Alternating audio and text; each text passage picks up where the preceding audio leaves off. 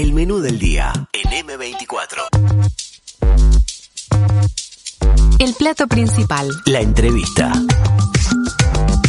Días atrás, el presidente de ACE, Leonardo Cipriani, afirmó que se revisarán los procesos de aborto para asegurarse de que los equipos interdisciplinarios que atienden a las mujeres que buscan abortar no estén actuando de una manera muy automatizada.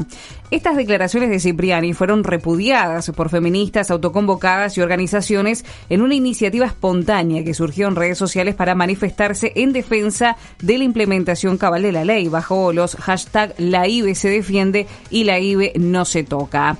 La idea tuvo su origen en un grupo de WhatsApp creado horas antes por la antropóloga especialista en género y activista feminista Patricia Totorica. En este marco, el grupo de mujeres convoca una concentración el próximo miércoles 10 de noviembre a las 18 horas frente a la Torre Ejecutiva, donde le entregarán una carta al presidente Luis Lacalle Pou para plantear su preocupación.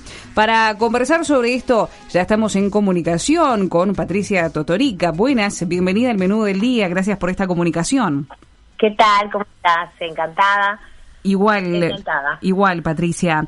Bueno, con estas declaraciones de Cipriani, ¿ustedes creen que la ley de interrupción voluntaria del embarazo está en riesgo? Mira, las leyes tienen dos componentes, ¿no? Un componente es el componente escrito, ¿no? Como la ley escrita, y otro componente es la implementación de la ley, que es tan importante como la ley escrita, ¿sí? Si una ley está escrita de una forma que en general que se compone por cómo se va a implementar, pero esa implementación no se cumple, la ley no se está cumpliendo de alguna manera, ¿no? Entonces, lo que tememos es que los procedimientos que hacen que se cumpla la ley y que hacen que las mujeres podamos ejercer nuestro derecho a decidir sobre nuestro cuerpo en este tema tan importante, se compliquen aún más y se generen en realidad obstáculos para que las mujeres accedan libremente a la interrupción voluntaria del embarazo. ¿Cuáles son esas complicaciones? Bueno, eso te iba a decir. Básicamente, la ley es perfectible, ¿sí? Es una ley que nosotros identificamos, que nosotras hemos identificado, y hay mucho escrito al respecto, que se podría mejorar, por supuesto. Pero lo que estamos viendo en los últimos tiempos es que estos obstáculos están creciendo. ¿De qué estamos hablando? Estamos hablando de que, por ejemplo, primero, vamos a empezar por las declaraciones, es decir, vamos a empezar cronológicamente, ¿no? Hay determinadas señales que no hay que ser semiólogo ni semióloga para entender que son cuestiones que le dan un marco distinto a esta situación. Estamos en un gobierno donde el presidente se ha manifestado pro vida, entonces evidentemente esto nos alerta, tiene todo el derecho del mundo de manifestarse pro vida, pero evidentemente el marco es otro, ¿sí? Cuando usted decía recién últimos tiempos y ahora atándolo con lo que dice el presidente, ¿esos últimos tiempos tienen que ver con el cambio de gobierno? Claro, y con el cambio de gobierno, que es básicamente también un cambio ideológico, ¿no? Y un cambio cambio de perspectiva de cómo ver el país, cómo ver el mundo y cómo ver determinados asuntos. Hemos visto que estamos hemos estado alerta a determinadas cuestiones que han cambiado y que van, a nuestro entender, en contra de la correcta implementación y de el acceso garantido a este derecho, garantizado por el Estado, que es quien debe garantizarlo. O el presidente o cualquier funcionario o cualquier jerarca puede estar a favor o en contra, puede ser o no pro vida, pero existe una ley y esa ley debe ser cumplida. Entonces, pero tenemos determinadas señales que nos alertan. Por ejemplo, la designación de personas a cargo en la misma designación de Cipriani, ¿sí?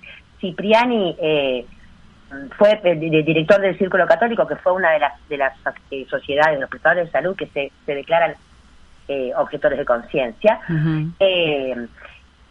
Ya es una señal que nos habla de que, por lo menos, es una persona que ideológicamente no estaría de acuerdo con el proceso. De todas maneras, su deber es respetarlo y respetar la ley. Después tenemos la designación también de otras dos personas. Tenemos la designación para que no me sale ahora el Fischer. nombre. Gabriela Fischer. Claro, la unidad oficial que también tiene una posición conocida en contra del aborto, y también tenemos en este mismo tiempo también la iniciativa esta de la Filiola de generar una alternativa para las mujeres que abortan, ¿no?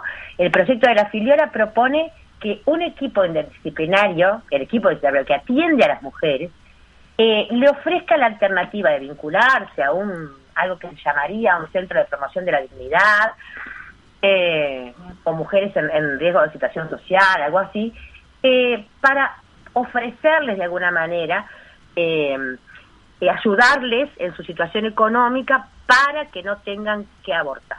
¿Esto qué implica? Esto implica ya, ¿no? Desde el vamos, una postura que primero restringe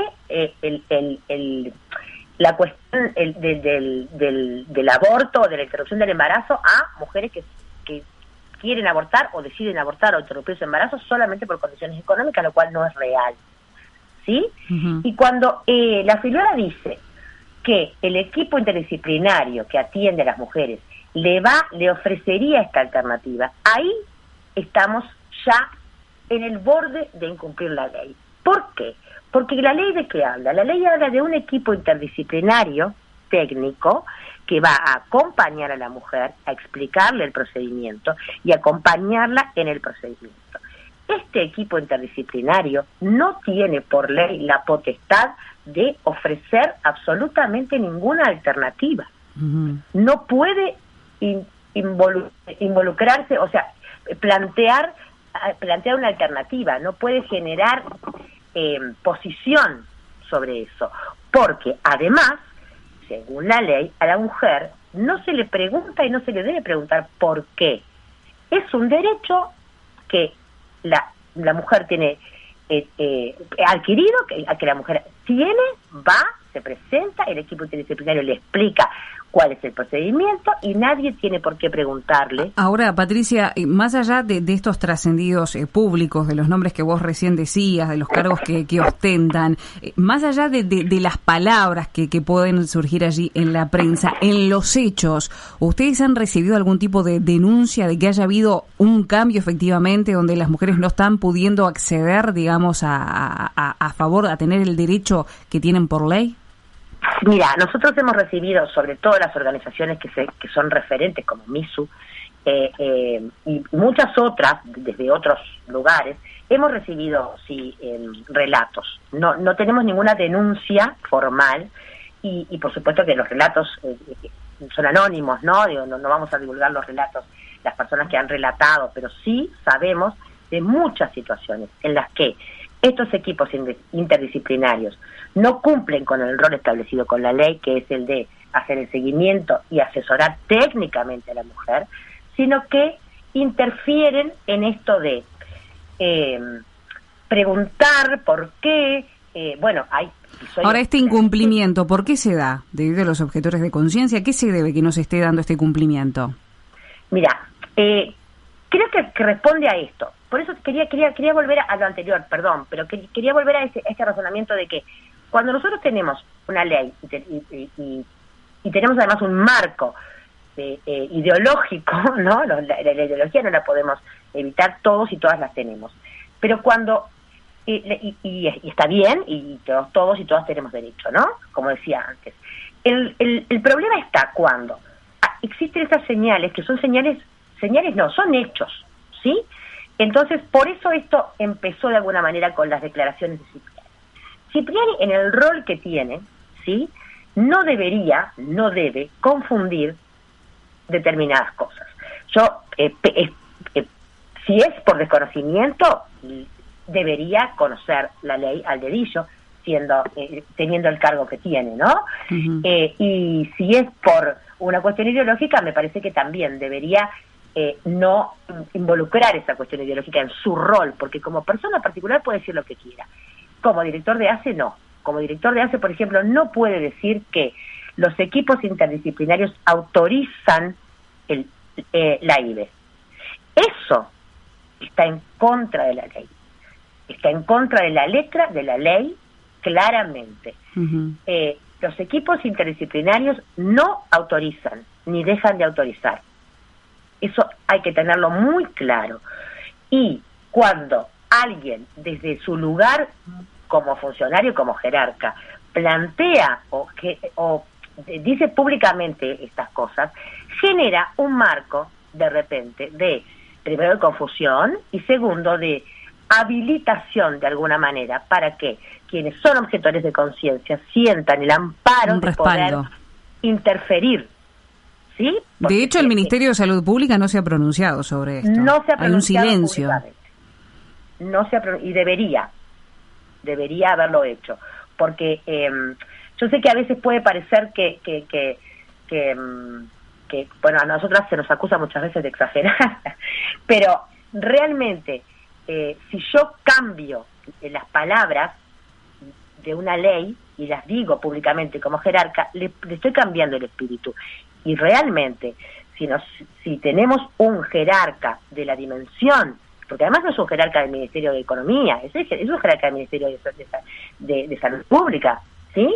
Que son los rectores, ¿no?, de la política de salud, que tiene o ya sea una confusión o ya sea una cuestión ideológica en donde cambia en sus declaraciones la ley. Esto es muy grave. Esto es lo que generó este movimiento, ¿no? Señor Cipriani no puede, de verdad, desde su cargo, desde su lugar como director de ACE, decir que los equipos interdisciplinarios aprueban o desaprueban el IVE, porque eso no es correcto, esa no es la ley. Uh-huh. Ustedes, en un comunicado que emitieron, también afirman que al día de hoy se le está dando mucho más importancia a los derechos de los que son objetores de conciencia. Para explicarle a la audiencia, esto es profesionales que colocan sus creencias personales delante de los derechos de las mujeres a decidir sobre lo que ellas quieren hacer con sus cuerpos. ¿Qué tipos de consecuencia está en los hechos trayendo esta situación? Nosotras siempre pensamos y expresamos que hay una cuestión que es muy delicada, que tiene que ver con que los objetores de conciencia son anónimos, quiero decir, no hay registro de sus nombres, ¿sí? No se sabe quiénes son. Sí se sabe al interior de donde ellos declaran ser objetores de conciencia, pero no es público. Entonces, ¿qué puede suceder? Y de hecho sucede que una mujer, lo que debería suceder es que el objetor de conciencia no intervenga en el proceso. Pero como no es público, yo voy a un ginecólogo, ¿sí?, antes de decidir de repente entrar en el proceso del IVE, pero ya lo estoy pensando, y resulta que ese ginecólogo es objetor de conciencia. Entonces, cuando yo en el momento yo le digo que bueno, que mi intención en realidad es no continuar con el embarazo, sino ampararme en la ley y pasar por el proceso de IVE, si ese ginecólogo, si ese médico es objetor de conciencia, probablemente lo que debería hacer es decirle a la mujer, bueno, discúlpeme señora, yo soy objetor de conciencia, por lo tanto la voy a derivar para que le expliquen. Eso a veces sucede y a veces no. Eso ha quedado a discrecionalidad de cada uno de los profesionales. Y eso no está bien, porque ha pasado. Y yo te voy a decir una cosa, mira, te voy a contar incluso una experiencia personal. Uh-huh. Yo hace unos años pasé por el proceso IVE y cuando llegué a la ecografía, el ecografista me hizo escuchar los latidos del corazón del feto. Y soy una mujer grande. Imagínate la consecuencia que puede tener en una chiquilina de 18 años. Uh-huh. ¿Sí? Y en mí tuvo. Pero, ¿por qué pasa esto? Porque cuando el ecografista no puede no saber a qué va esa mujer. Yo ya estaba en el proceso de IVE y hay una ecografía que es una ecografía obligatoria. Eso debe estar claro. Y si el ecografista no lo sabe, lo debe preguntar, porque son cuestiones muy delicadas, ¿sí? Y que están realmente soslayando y pasando por arriba derechos muy importantes. Los derechos a decidir sobre nuestro cuerpo han sido de las batallas más tremendas que hemos tenido que pelear. Patricia, y por ejemplo, si otra mujer atraviesa una situación como la que vos acabas de relatar, ¿dónde puede encontrar contención? ¿Dónde puede denunciar que esta situación se está dando? Bueno, deberíamos tener un mecanismo formal en el Estado para denunciarlo. Sin embargo, este mecanismo formal no existe. Tú podés, en los hechos, ir a la dirección de la mutualista y denunciar, pero en los hechos esto no tiene ninguna consecuencia. Uh-huh. Hoy mencionabas, Patricia, al presidente de ACE, Cipriani, con el Círculo Católico, y vos hablás de esa institución, pero hay otra más que es el Hospital Evangélico, que sí. Ambas hicieron objeción de ideario, y esto, algo que los habilita, estas opciones por la normativa, bueno, ellos tercerizan este servicio para no realizar abortos en esas instituciones. ¿Esto de alguna forma no es estigmatizante para las usuarias? Pero por supuesto que sí. Claramente sí. Ese es otro de los temas. Una de las cosas que la ley pretende asegurar es eso, es la no estigmatización. Y vos imaginate esto en pueblos, ¿no? O ciudades pequeñas, donde el ginecólogo objetor de conciencia te deriva, ¿sí?, a otro que no lo es. A veces las mujeres tienen que cambiar de departamento. Hubo un momento, ahora no, pero hubo un momento en que exacto todos los médicos ginecólogos eran objetores de conciencia. ¿Cómo te estigmatiza? ¿Y cómo hace un hecho privado y del ejercicio de un derecho, lo convierte en un hecho social donde la mujer además se enfrenta a los prejuicios, a la opinión del pueblo, de todos los demás, que ese es un aspecto no menor. Uh-huh. El cuerpo de la mujer siempre ha sido de alguna manera un botín de la sociedad, ¿no? Entre las cosas que nosotras siempre hemos peleado es que nuestros cuerpos son nuestros, de cada una de nosotras, y tenemos derecho a decidir, y tenemos derecho a tomar nuestras decisiones, y tenemos derecho a que no se opine sobre ellas, ¿sí? Uh-huh. Entonces, esto sí, claramente es estigmatizante.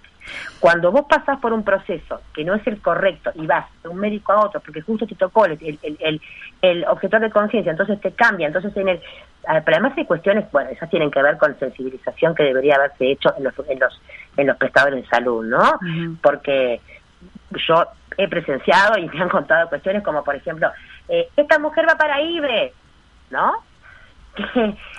Ahora, escuchándote, Patricia, me llama algo la atención, porque recién cuando relataste una situación personal que vos viviste, dijiste que fue hace unos años atrás. Desde la implementación de la ley, de esta ley, de la IBE, en el año 2012 hasta ahora, y comparando con estos últimos sucesos en el cambio de gobierno, ¿cuál es el balance que se puede hacer? ¿Realmente se logró implementar años anteriores debidamente? Mira, esta ley es es un cambio, requiere un cambio cultural, ¿sí? Y un aprendizaje. Y los aprendizajes tienen su curva de aprendizaje. A mí me pasó al principio y de la vigencia de la ley, y yo supongo no, lo que ha sucedido es que ha habido una curva de aprendizaje y muchos profesionales han aprendido de repente en este tiempo, y sí lo hemos visto, a tener determinados comportamientos más acordes a la situación, ¿sí? Lo que está pasando, y otros no. Lo que ahora nos preocupa a nosotras es que sabemos que los cambios culturales llevan su tiempo y demás. Uh-huh. Lo que nos preocupa a nosotras en este momento concreto es que, además de eso, de que los cambios culturales y sobre todo los cambios que tienen que ver con los derechos de la mujer y la autonomía de la mujer que llevan su tiempo, acá estamos teniendo como una especie de parate, si lo tuviera que decir de alguna manera, ¿no? Estamos teniendo un parate y hasta te diría que ciertos retrocesos, porque si partimos de que, bueno, vamos aprendiendo, los profesionales van aprendiendo cómo, sí, eso es una cosa, pero ahora... Pero no está solo el área de los profesionales, digamos, que son los que se enfrentan directamente con estas mujeres, está también la arena política, ¿no? Por supuesto, la arena política y que además es como decíamos antes, desde el punto de vista personal, cualquier persona puede declarar lo que siente, lo que piensa. Desde el punto de vista institucional y formal, es inadmisible que un jerarca declare algo que está en contra de una ley, ¿sí? Porque además es como decíamos, habilita el no cumplimiento de la misma. Uh-huh. Y genera más palos en la rueda. Hay una cosa que hay que decir, que cada vez que hablamos de este tema yo la digo, aunque parezca de perogrullo, pero las mujeres no abortamos porque nos parezca una práctica divertida. Las mujeres abortamos y es un proceso doloroso, es un proceso que tiene emocionalmente sus costos, y las mujeres van a seguir abortando, aunque el aborto no sea legal, porque ha pasado siempre en la historia de la humanidad. Patricia, perdona que te corte, pero no tenemos muchos más minutos y me gustaría hacerte una última consulta que tiene que ver con esta convocatoria que va a ser la semana que viene. Más allá de contarnos algunas de las características de lo que va a ser esta movilización, me gustaría conocer qué es lo que esperan por parte del presidente de la República, que por eso le van a hacer llegar una carta. Bueno, en principio esperamos que se tome el tema en agenda, ¿sí? Que el tema tenga desde la administración una respuesta, porque es inadmisible que pase de largo, ¿sí? Este tipo de declaraciones, esta forma en la que se están conduciendo las cosas en cuanto al proceso. La ley no ha sido tocada, eso es verdad, no estamos diciendo eso, estamos diciendo que está siendo mal implementada y que hay cada vez más escollos. Entonces, lo que pretendemos es que el tema se tome, y que el gobierno se exprese al respecto claramente. Una de las cosas que nosotras vamos a poner en esa nota que vamos a entregar al presidente es que creemos que es procedente la renuncia o la remoción de Cipriani, porque sus dichos y su comportamiento al respecto realmente son muy graves. Solamente la de Cipriani y la de Gabriela Fischer, que está al frente es referente en salud sexual y reproductiva de la red de atención primaria metropolitana, ¿no debería también dimitir a su cargo? Probablemente sí, probablemente sí. Nosotros planteamos esto porque nos parece realmente simbólicamente súper importante, pero esto no termina acá. Esto es en realidad una movida que surgió básicamente porque las declaraciones de Cipriani fueron como la frutilla de la torta, de alguna manera, y nos alerta a que realmente está en riesgo el cumplimiento de la ley y el derecho de las mujeres. Vamos a entregar esa nota con esa solicitud de que se tome de parte del gobierno este tema como un tema importante y de que no se soslaye y se pase como que no hubiera existido las declaraciones de Cipriani en principio, y que se establezcan las garantías efectivas para que las mujeres puedan pasar por este procedimiento como la ley lo indica. Los equipos interdisciplinarios no autorizan. La mujer no tiene por qué dar ninguna explicación y debe garantizarse ese derecho. Patricia Totorica, antropóloga especialista en género y activista feminista, muchísimas gracias por tu paso aquí en el Menú del Día. Gracias a ti, gracias a ustedes. Muy buen mediodía. 97.9 FM Montevideo. 102.5 FM Maldonado. Escucha distinto.